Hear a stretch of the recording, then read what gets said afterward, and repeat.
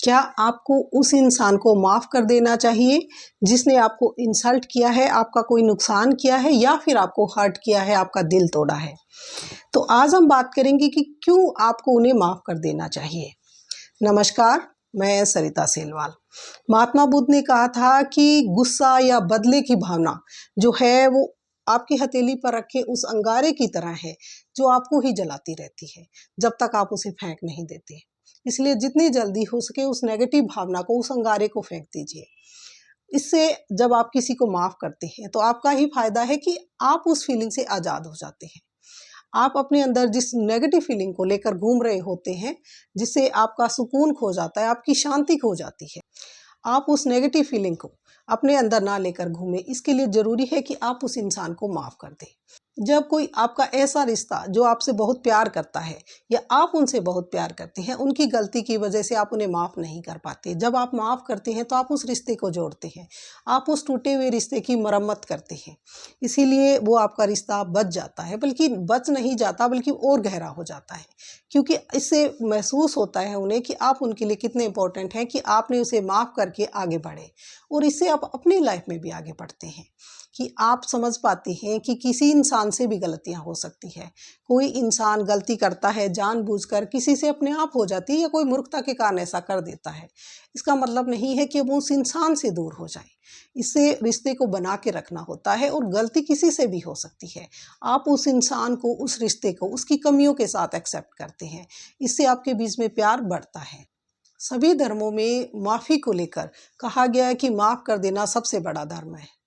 इस्लाम धर्म में कहा जाता है कि माफ़ी जो है वो आपको अल्लाह के नज़दीक ले जाती है। ईसाई धर्म में कहा जाता है कि ईश्वर सभी को माफ़ करता है तो आपको भी दूसरों को माफ़ करना चाहिए।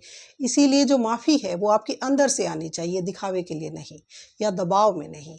कि कई बार हम बोल देते हैं कि हाँ माफ़ कर दिया, लेकिन अंदर से हम उस चीज़ को छोड़ते नहीं हैं, पकड़े रहते हैं, माफ़ नहीं करते हैं।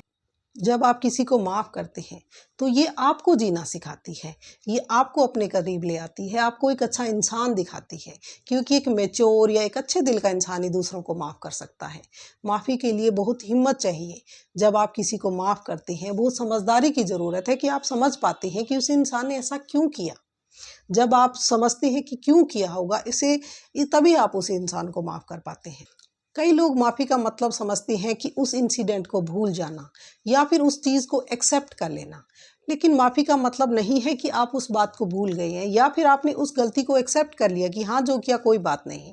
इसका मतलब ये नहीं है। इसका मतलब है कि आप अंदर के अपने नेगेटिव जो फीलिंग आपने अंदर लिए हुए हैं उसको आप बाहर निकाल रहे हैं कि हाँ मुझे फ़र्क नहीं पड़ता जो तुमने किया, अब बस आगे बढ़ते हैं। इसका मतलब ये है कि या तो आप किसी को माफ़ करके हमेशा के लिए छोड़ देते हैं कि मैंने तुम्हें माफ़ किया लेकिन अब दूसरा मौका नहीं दूंगा, लेकिन कई बार आप किसी को माफ़ करते हैं और दूसरा मौका देते हैं अपनी लाइफ में उसे आके आपके साथ रहने का, आपसे जुड़ के रहने का।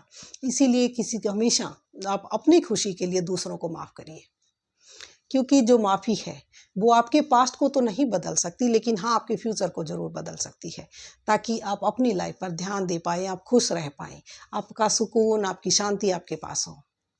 तभी आप खुश भी रह सकेंगे और दूसरों को माफ़ करके आप अपनी लाइफ में आगे बढ़ सकेंगे। अगर आपको लगता है कि ये वीडियो किसी के लिए यूज़फुल हो सकता है तो शेयर करें, मेरे चैनल को सब्सक्राइब करें। मिलते हैं नेक्स्ट वीडियो में, तब तक के लिए बाय एंड टेक केयर।